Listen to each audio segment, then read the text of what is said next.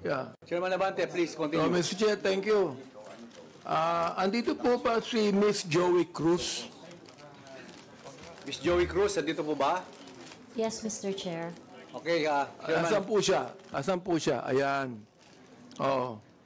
Gusto ko lang po alam nyo, sa totoo lang, marami po akong natatanggap na bashing eh. Hindi ko pinapansin. Hindi ko pinapansin yun. Katulad ni Kabayan, hindi ako naiinsulto, hindi ako nababagabag, hindi ko pinapansin, wala namang katotohanan yun eh. Ano? Kaya hindi ko pinapansin yan. Alright. Ngayon, ang gusto ko lang pong sabihin kay Miss Joey Cruz, in one of your blogs in YouTube, you directed this statement sa akin. No? Akin mismo. Unang-una, hindi naman kita kilala. Hindi naman kita kaaway. Wala naman akong ginawang masama sa iyo. Tama ba ako, Mr. Chair? Meron po ba akong ginawang masama sa inyo? There is no personal action. Kaya nga, Mr. Chair, sagutin mo lang ako. Meron po ba akong ginawang masama sa inyo? No, meron ba wala? None, Mr. Wala. Wala akong ginawang masama sa inyo, ha? Pinapatunayan niyo yan, ha? Pangalawa, hindi niyo ako kilala. Tama ba, Miss Joey Cruz? You do not know me personally. Correct, Mr. Chair. And Mr. Chair, I do not even know Miss Joey Cruz personally. Am I right? Correct, Mr. Chair. But, you made a statement against me. O ito, babasahin ko ha.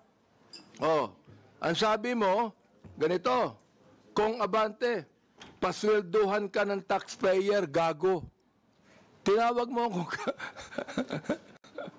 tinawag mo akong gago.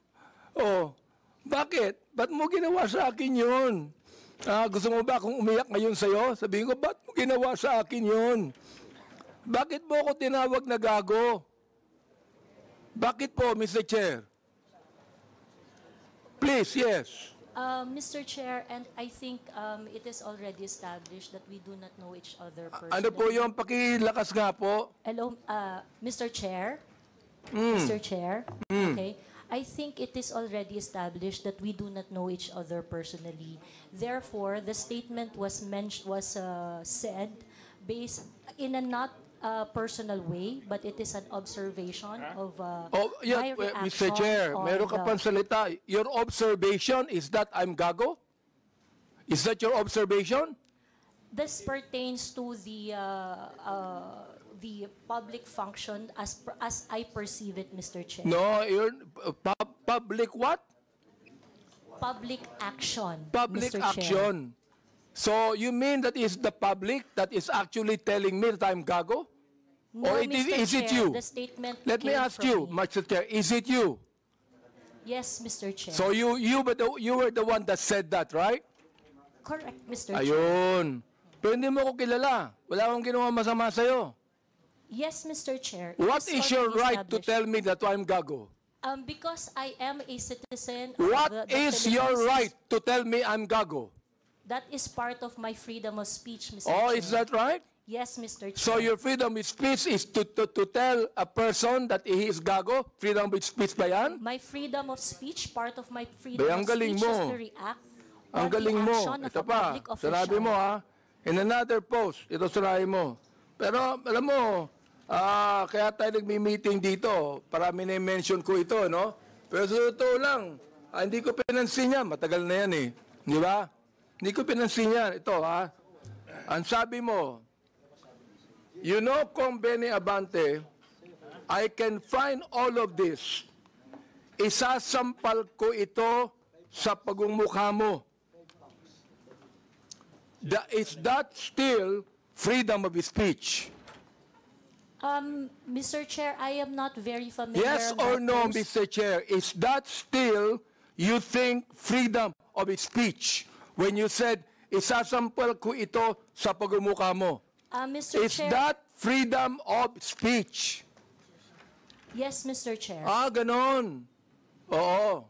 So, yung sabihin, ganito, if I tell you right now, sasampalin kita freedom of speech yan. That's part of your freedom, Mr. Chair. Pag sinampal kita, hindi na freedom of speech yan. Of course, sir, it's overt Ay, hindi action na. already. Yes, Hindi sir. na, no? Yes, sir. Oo, ang galing. Mahusay ito. Oo, magaling ka. Oo. Ang sabi mo, I'm going to be Hindi ko masabi to, Mr. Chair. F-U-C-K-E-D, prepared. Binanggit mo yon? Mr. Chair, Bakit naman? Mr. Chair, Ano may ba I nagawa know kong when kasalanan that post sa'yo? was posted? Mr. Chair, Oh. Mr. Chair, so that I can answer intelligently on the question You of... can, Mr. Chair, may I know you can the date answer of the intelligently, I but cannot what you answer- said here, is that intelligent? Let me ask you, Mr. Chair. Nung sinabi mo, you know, Convene Abante, I can find all of this, isasampal ko ito sa pagmumukha mo. Is that intelligent? Mr. Chair, I cannot intelligently answer if I do not know when the post was posted. You don't know, Mr. Yes, Chair? Mr. Chair, I think in a day I post maybe 50, Well, you know, 50 posts in a day. I would like to understand, Mr. It means, Chair. Mr. Chair, that you can post something today and you forget that tomorrow. Am I right? That is correct, Mr. Chair. That's very likely. So, pakiklaro nga, Mr. Chair. Ano yung isasampal mo sa bagumukha ko? That is why, Mr. Chair, for me to intelligently answer your question, I need to know when it was posted. Well, we are going to get the date when this was said. Thank you, so Mr. you would Chair. be able to know. Ha? Thank you. Kaya pinapa-confirm ko lang yung statement na yan eh. Oh, is ibig sabihin, do you believe, hindi ko na sabihin ang freedom of speech. Do you believe that this falls under protected speech? I'm so sorry, Mr. Chair. May you please repeat Do you the question? believe that this falls under protected speech? Mr. Chair, like I said earlier, I would like to know first the context of the post. But rest assured, Mr. Chair, that when I post in my platform, I make sure that it is a reaction on the news or public action. As a political observer, I always As practice. Ms. Cruz, is this a political statement? You were saying a political observer. Is this a political statement? Do you believe that using profanities, insults, and malicious accusations online represent fair and respectful, intelligent discourse? Except as part of your statement, Mr. Chair, the malicious imputation you said, I accept that. The rest that you said, yes, it is part of the healthy public discourse. It is part of what, Mr. Chair? Healthy public discourse. O therefore, pag binanggit natin using profanities, insults, and malicious accusations, that is, anong tawag mo doon? Part of the healthy discourse, Mr. Chair. Healthy discourse. Healthy discourse ba yon? Yung Yes, profanities, Mr. Chair. Yes, Mr. Chair. insults, and malicious statements, healthy discourse sa'yo yun. Yes, Mr. And that's Chair. the reason why, Mr. Chair, that we should now actually craft a legislation to put a stop to Ms. Joey Cruz, who seemed to be intelligent, and a woman using profanities, malicious insults, saying it is healthy. Yes, Mr. Chair, I stand by my statement. Everything you said, except the malicious imputation, which I do not do, is part of a healthy public discourse. It is part of my freedom of speech. In fact, it is recognized under the Universal Declaration of Human Rights Act that I It is should be recognized able where? to express my opinion without Ms. interference. Joey Cruz, I am the chairman of the Committee on Human Rights, and this is not recognized. profanities, insults, and malicious words are violation of human rights. You violated my human rights. Mr. Chairman, Mr. Chairman. Mr. Chairman, may I inquire, sino po yung sa tabi ni no resource person? Please identify yourself. Are you the lawyer of Yes, Your Ms. Honor. Cruz? I'm Attorney Mark Anthony Manuel. I'm the counsel for Ms. Cruz, Your Honor. Have you entered your appearance here? Yes, Your Honor, please. So Mr. please Chair. be reminded that you can only give legal advice to your client and you ask the chairman. Yes, Your Honor. Please sit not in the resource person at the back. You are not allowed to sit. At the back, you sit at the back. Yes. Lawyers are not allowed to sit beside the resource persons. And please be advised that as permission by the chairman. Yes, yes. Also sit at Mr. the back. Yes, Mr. Do not sit beside your client. And rest assured that I am only advising my client as to And then her so legal ask the rights. chairman the permission before you give the advice. Yes, Mr. Chair. Also sit at the back. Thank you, Mr. Chairman. Thank you, Mr. Chair. Attorney, please comply. Are you through, because no, actually, Mr. Chair, I'm just starting. wait, we are still on the issue of, I would like to finish the issue on Tariela, then we can go back to your interpellation. Honorable Junicio, are you still asking questions? You're done. Honorable Tariela, do you still have any statement to make? Nothing more left from me. Okay, we'll now proceed to the next item on the agenda. This is with regards to the issue on social media personalities. Mr. Chair, if there are no other congressmen that have questions for our resource person, Commodore Tariela, maybe we can excuse him because he has more important issues at stake, which is national sovereignty. So, kung wala na po magtatanong sa kanya, baka pwede na po natin siya ma-excuse sa hearing na ito. You are hereby excused since there are no more questions. And more on that, there are some resource persons here that I believe wala na mga question ng mga congressman. May I ask if AMLA resource persons are here? Attorney Arpon, Attorney Titanco. From the members, do you have any questions to AMLA? There are none, so you are hereby excused.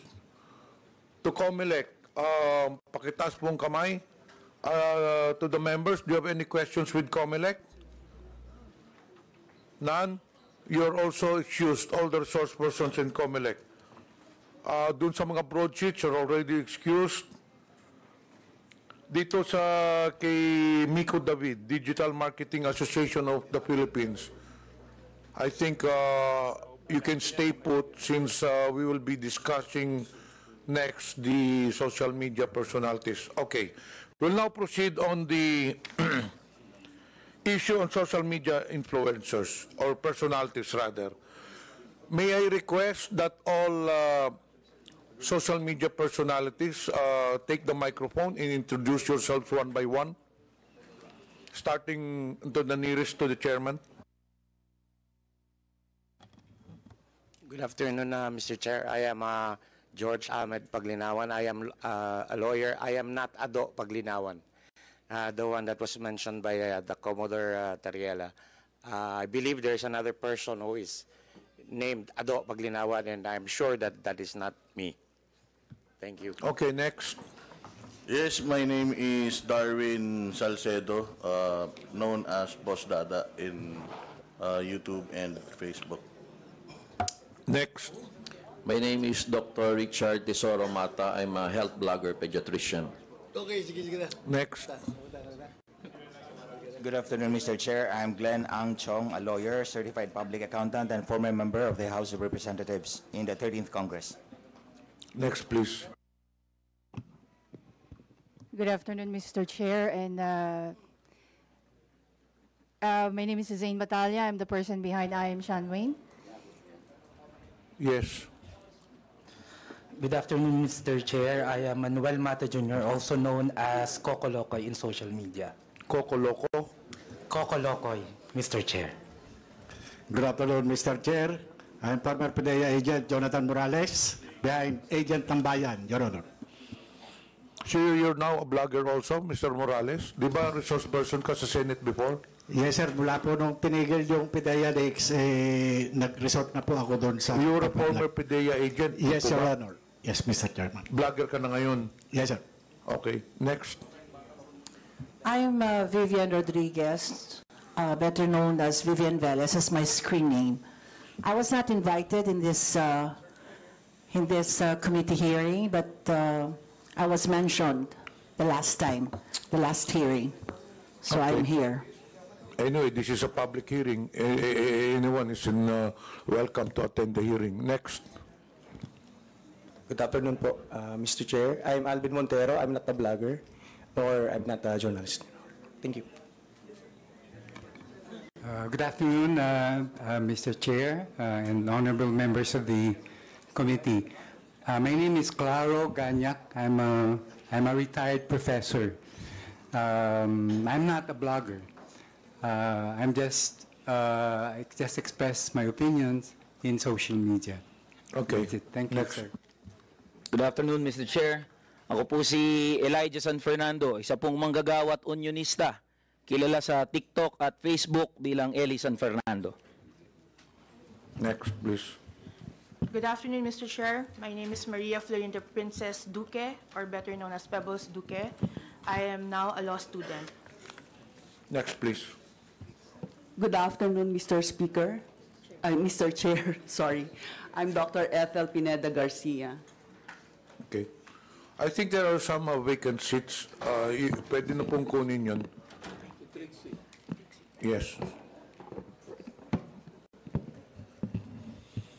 I am Trixie Cruz Angeles. I am a lawyer. Next, please. May I continue, Mr. Chair? Wait, meron pa yata dito sa... Kompleto na po ba ang mga social media personalities? Who is Vicente Cunanan?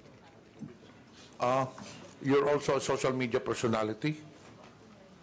Okay, so you can now proceed with your interpellation. Thank you, Mr. Chair. Again, Ms. Cruz, do you believe that freedom of expression is not absolute? Yes, Mr. Chair. You do. Of I'd course. like to ask the other bloggers if they also believe that. Yes, Mr. Chair. You also believe that? Okay. Sir, Now, there's always a limitation. Ms. Cruz said, yung kanyang statement sa YouTube, no? Na profanities, insults, malicious is a healthy discourse. Gusto kong tanungin yung mga vloggers natin, do you agree with her on that? Yes. That profanities, insults, and malicious accusations is a healthy discourse and a part of the freedom of expression? We would like to ask every blogger to answer me yes or no if they believe in that. Mr. Chair, can I be recognized? Yes. Mr. Chair, no other than the highest court of the land has repeatedly said na hindi po masama ang pagmumura, lalong-lalo na sa mga pampublikong opisyal, especially kung ang pinatutungkulan po ay yung official functions nila. Not the person, but their official functions, Mr. Chair. So yun po ang paninindigan, lalong-lalo na po namin bilang mga manggagawa, dahil kahit meron pong TikTok, Facebook o social media, sa komunidad po, yan ang lengguwahe ng mga manggagawa at ordinaryong Pilipino na nagagalit. Hindi po kasalanan ng mga vlogger o ng mga gumagamit ng Facebook, TikTok, X o kung ano pa mang social media platforms kung bakit merong ganito na mga pagmumura o profanities. Ito po ay lengguwahe ng mga manggagawa at ordinaryong Pilipino na nagagalit. Hindi ko, Mr. Elijah, hindi ko binabanggit yung lingwahe ng ordinaryong Pilipino. Ang binabanggit ko, lingwahe ng vlogger. Hindi ka ordinaryong Pilipino. Mr. Chair. Tatandali lang, kasalala pa ako eh. Alright. hindi ka ordinaryong Pilipino. Tama, mali? Ordinaryong Pilipino ako, Mr. Hindi, Chair. hindi ka ordinaryong Pilipino. Vlogger ka eh. No, manggagawa ako, Vlogger Mr. ka. Chair. Lahat ba ng ordinaryong Pilipino, vlogger? Mr. Chair, manggagawa ho ako Andali lang, na may andali lang. platform ho. Andali So, lang. ordinaryong Pilipino ho ako, Andali Mr. lang. Chair. Mr. Vlogger Chair, ka eh. point of order. We have our rules here. I think the resource person cannot answer without being recognized by the chair. Sorry, Mr. Chair. Okay, to all reminder to all resource persons, let the interpolator finish his line of questioning in his statement, and resource persons can only talk when the chair recognizes them. Okay. Nabanggit mo kanina na yung profanities, yung insult,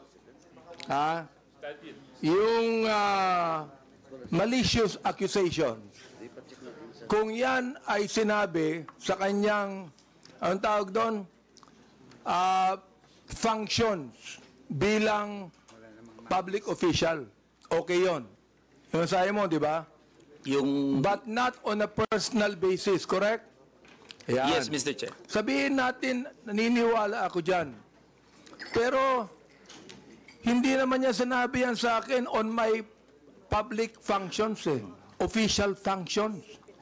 It is a personal accusations on me. Mr. Elijah. I cannot, Mr. Chair, can I be I cannot speak on behalf of Miss Joey, Mr. Chair. Inaano ko lang yung sinabi mo. Yes, Mr. Chair. Okay. Now, I'd like to ask Miss Joey, Miss Cruz, are you insulting me on my public official functions, or it is a personal accusation on me? It's not a personal accusation, Mr. Chair, and I think we have agreed early on that we do not have any personal relationship. Yes, that's That is right. just- Pero ito, ang sabi ni Elijah, okay lang yon kung yan ay sinabi in my official functions as a public servant. Alam mo ba yung official functions ko? Yes, Mr. Chair, and Alam mo. So therefore, hindi ka naniniwala sa aking official functions, kaya tinawag mo akong gago. no, Mr. Chair, the observation that I uttered to describe your performance of your official action, that is my observation. That is what I felt. Well, inobserbuhan mo ba yung aking official functions? Yes, Mr. Chair. Inobserbahan mo since I won in 2019? No, Mr. Chair. I closely monitored your performance as a congressman in the 19th Congress. And you hated me for that? No, not really, Mr. Hindi, Chair. gago. Binagit mo sa akin, gago. So you hated me, Mr. Chair. Ano ba ibig sabihin nun? Binanggit mo, gago ako. Binanggit mo, isasampal ko ito sa pagmumukha mo. Binanggit mo, I'm going to be... Hindi ko mabanggit eh. Okay. If you prepared, binanggit mo yun eh. Oo. Therefore, you hated me. Hindi pwedeng sabihin mo sa akin na you love me. Is that the person that you said that you love me? I love you, and because of that, isasampal ko ito sa'yo. May I respond, Mr. Chair? Yeah, go ahead. Sige, Mr. Chair, go ahead, Chair, respond. At the very most, I do not like your performance as a member of the 19th Congress.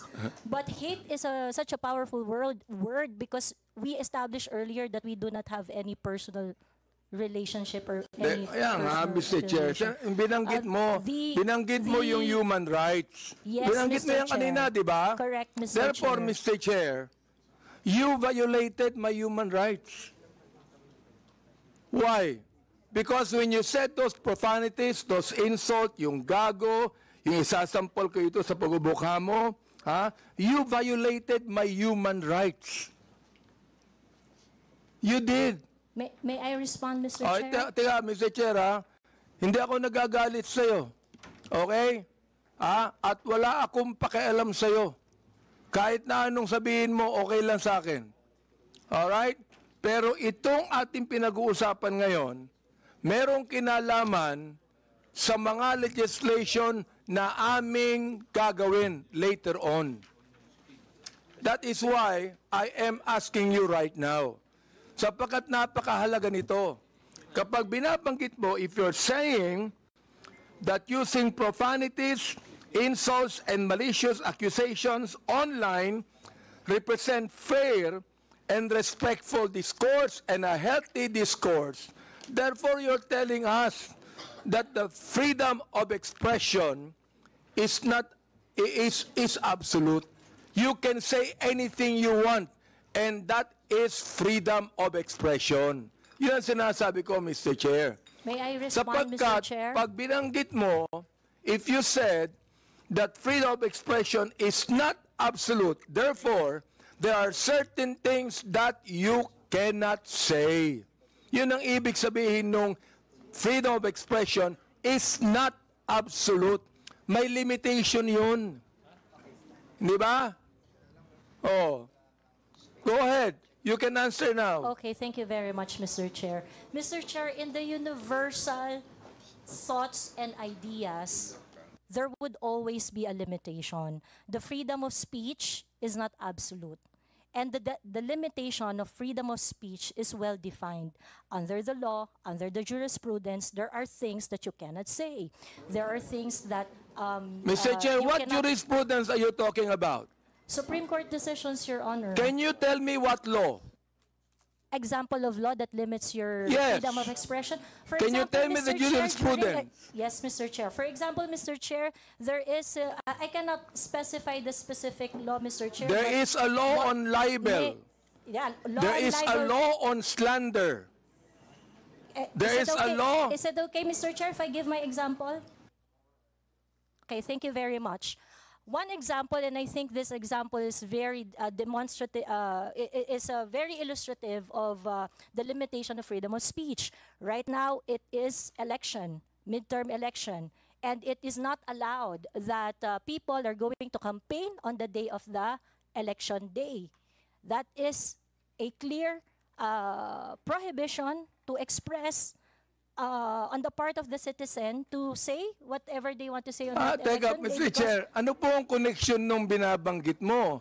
I'm asking you about the jurisprudence. I just told you that there is a law against on libel, on cybercrime. What you said today is libelous. What you said here is libelous. Why? Mr. Because Chair. there is a malicious intent. When you use profanities, when you use the word gago, there is a malicious accusation, and that is libelous. Mr. Chair, if that is your assessment of And that kind of listen, statement, you not will only have your- libelous, Mr. Chair, sandali lang ha, not only libelous, ha, that is also unjust vexation on my part. May I respond, Mr. Chair? Go ahead. Okay, Mr. Chair, if you think that you are violated by my exercise of my freedom, you would have your right and No, be no, in court Mr. Chair, so that don't so worry. that the maliciousness of Mr. that Chair, statement don't can be worry. I'm sorted not out going in the to charge you proper in court. authority. Don't worry. I'm not going to charge you. If I charge you in court, matatalo ka eh. Pero hindi. Oo. Unjust vexation to. Alam niyo ba yon? Are you a lawyer or not? I am not a lawyer, So Mr. therefore, Chair. you should know this. The thing is this, pero wag kang mag-alala. Hindi ako magdidemanda sa'yo. Do you know why? You're not important to me. Alright? Ang dahilan lamang, kaya natin ginagawa ito, para magkaroon kami ng idea kung anong legislation ang nais naming gawin. Pero ikaw, you are not important to me. Alright? Oo. Thank you, Mr. Chair. Yan. Kaya, huwag kang mag-alala. Hindi ako kailanman magdidemanda sa'yo. Alright? Oh. Tumatawa ka pa eh. Thank you, Mr. Chair. Natatawa ka sa akin eh. No, Mr. Chair, Oo. I am expressing my gratitude, Mr. Chair. Ganun ba? Mr. Chair, tumatawa ka and you're expressing your gratitude by your sarcastic laughter? I am not laughing, Mr. Chair. It's just a natural smile, Mr. So Chair. gusto kong tanungin po, itong ating vloggers na ito, kayo po mga vlogger natin, do you agree with what Ms. Joey Cruz said? Every one of you could be able to answer, if you agree. I have a lawyer there, Attorney Trixie.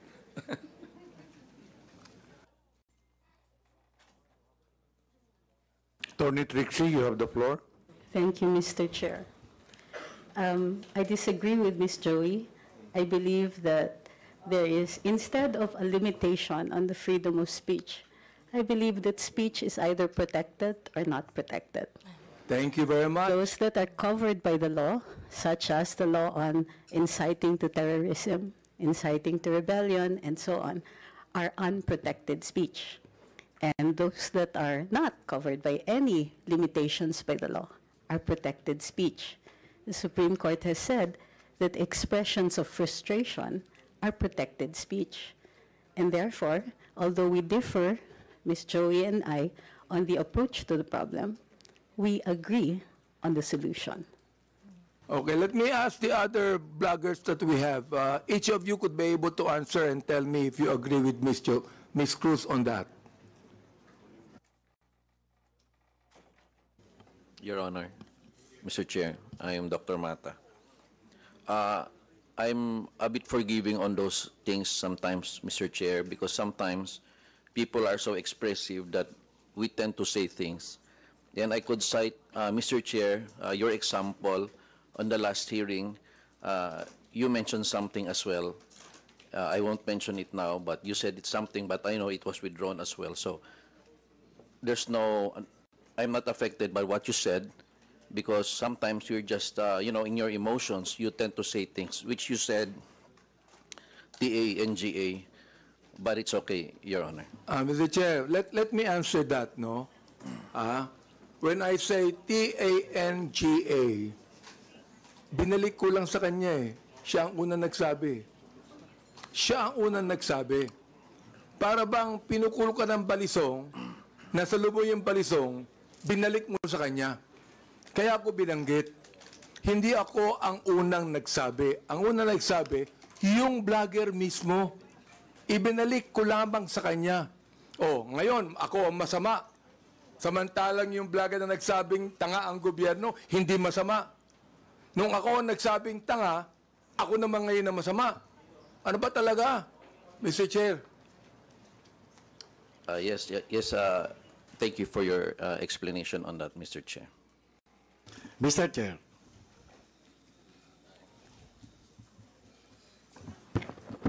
Yes, who's that? Mr. Chair. Mr. Morales, please proceed. Yes, sir.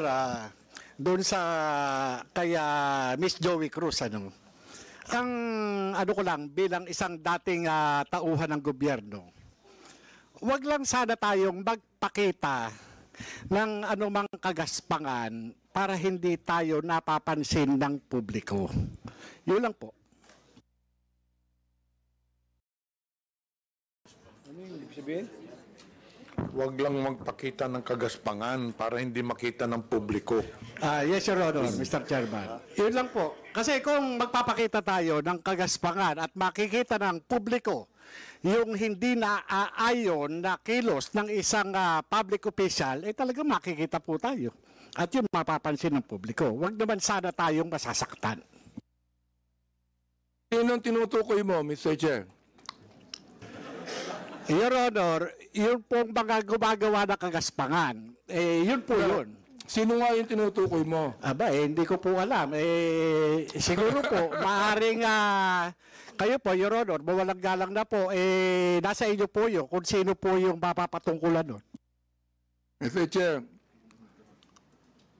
ano ba yung kagaspangan na narinig mo? Sino yung nagsabi ng kagaspangan? Your Honor, ito po bilang isang dating tauhan ng gobyerno.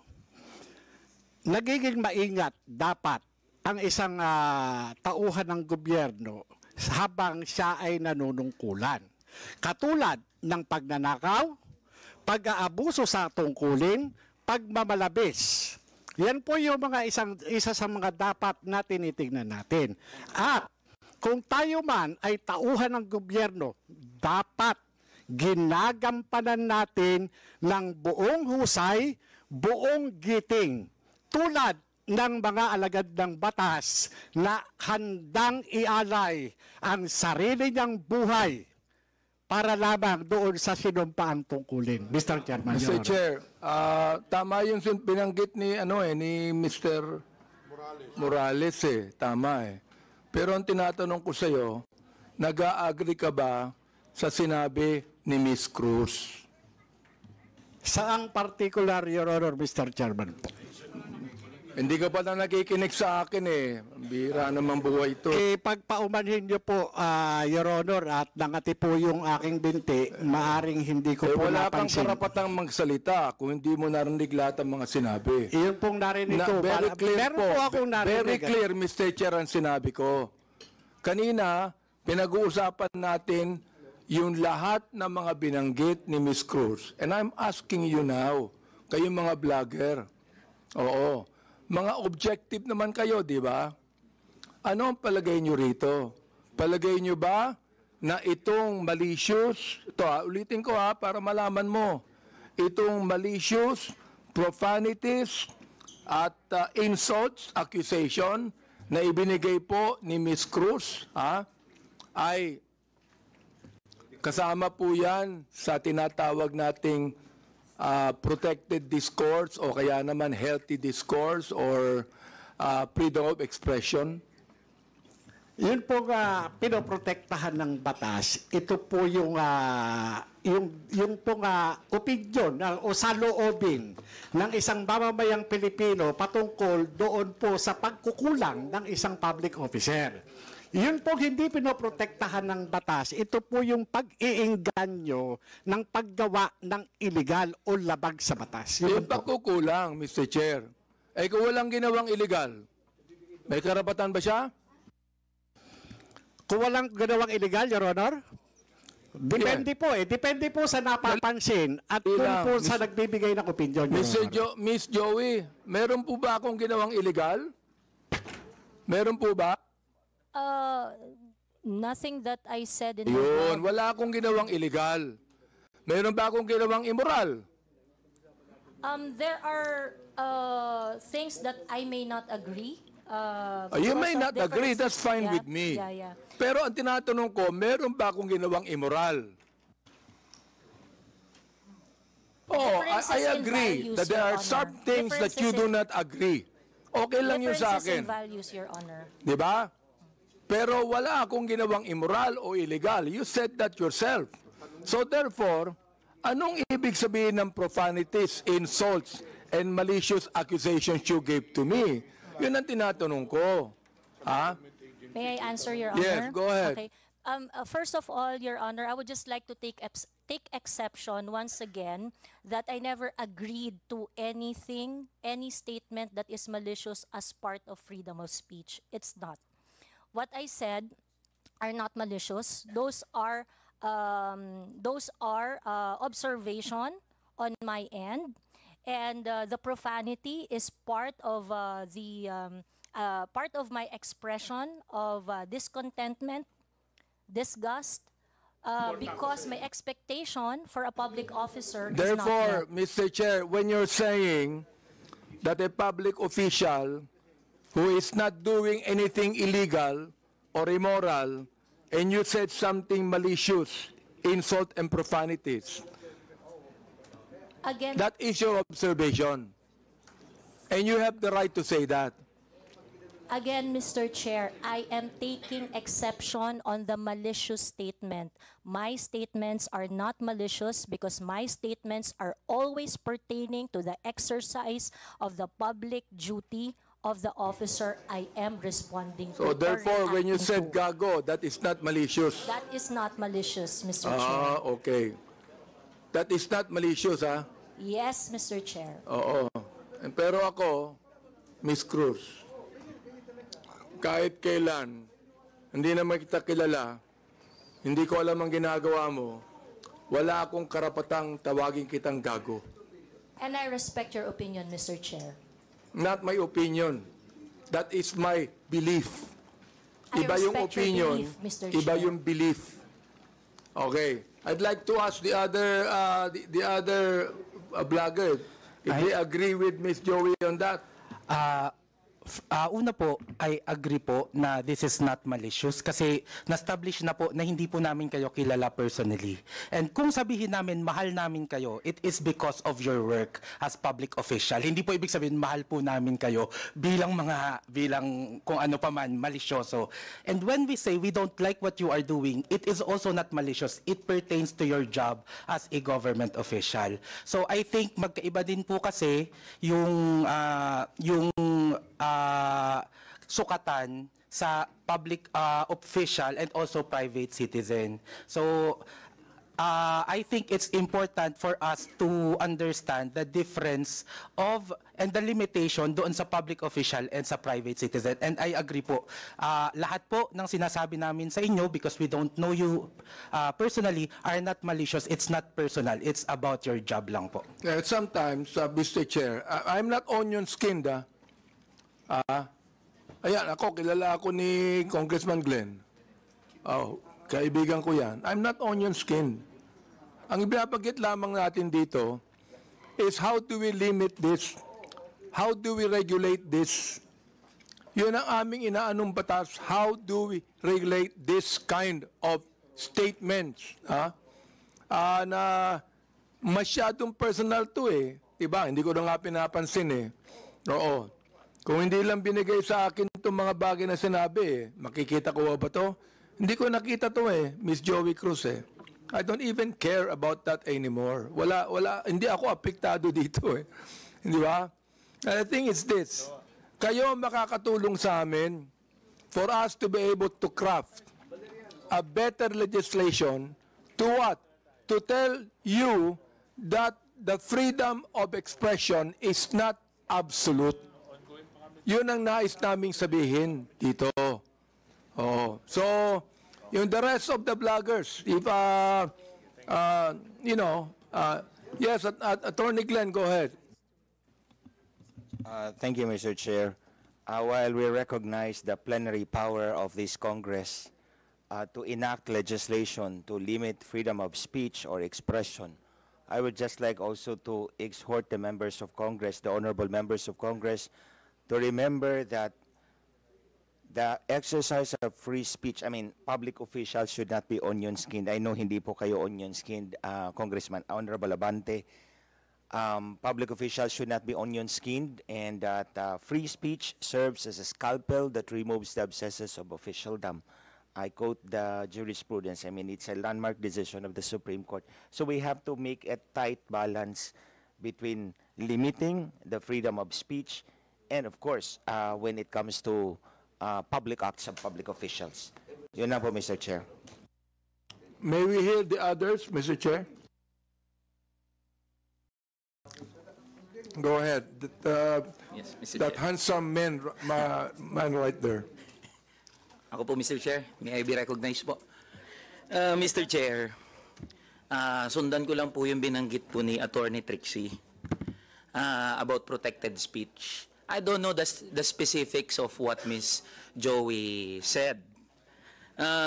Be that as it may, Mr. Chair, kung yung pong mga binanggit niya ay nakapatungkol po sa official function, then it is warranted.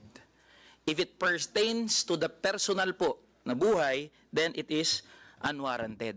Naiintindihan po namin yung predicament, Mr. Chair, ng mga congressman natin, ng mga public official natin na talagang nasa scrutiny ng taong bayan. Pero hinihingi rin po ng taong bayan, lalong-lalo na ng mga manggagawa, ang pag-intindi po ng ating mga congressmen doon sa kung ano yung nararamdaman at ano yung pakiramdam, emosyon ng mga tao patungkol doon sa function po ng ating mga public official. I believe yung mga binanggit po ni Ms. Joey, it is part of protected speech. And I think doon po pwede tayong magkaisa. That's all, Mr. Chair. Meron pa. Yes, Miss, Mr. Chair, good afternoon po. Yung tungkol po sa sinabi ni pagsasamahin ko na po yung tatlo, no?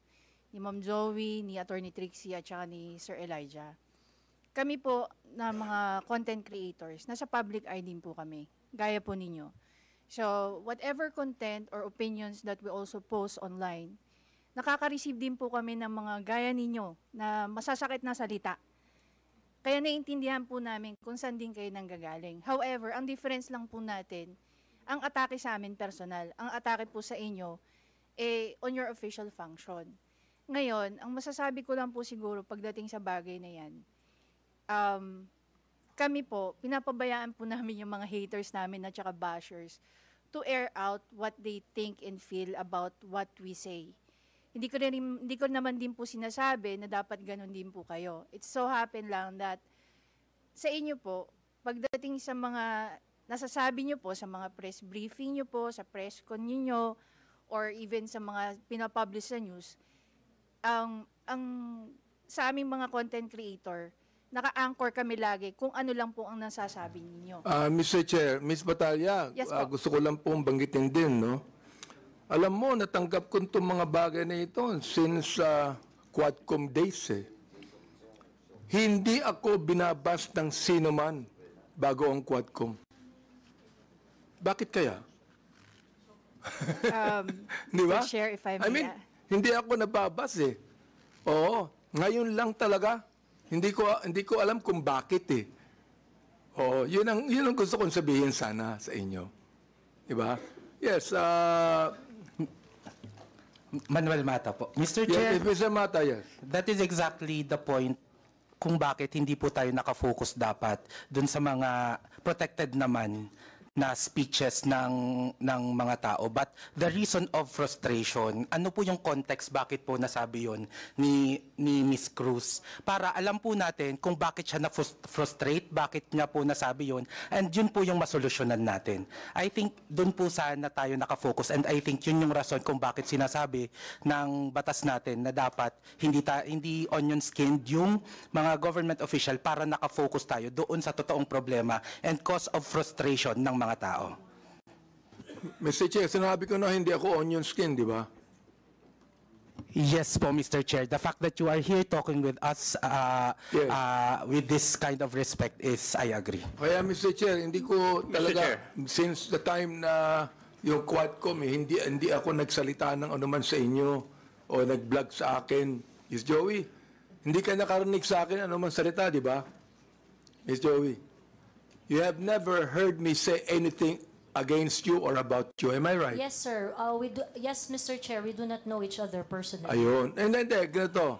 I have never said anything about you nor anything that you have said against me. Am I right? Sorry, Mr. Chair. I have never said anything about you or anything against you, even if you said something against me. Am I right? That is correct, Mr. Chair. Ayun. Yun ang gusto kong sabihin sa inyo.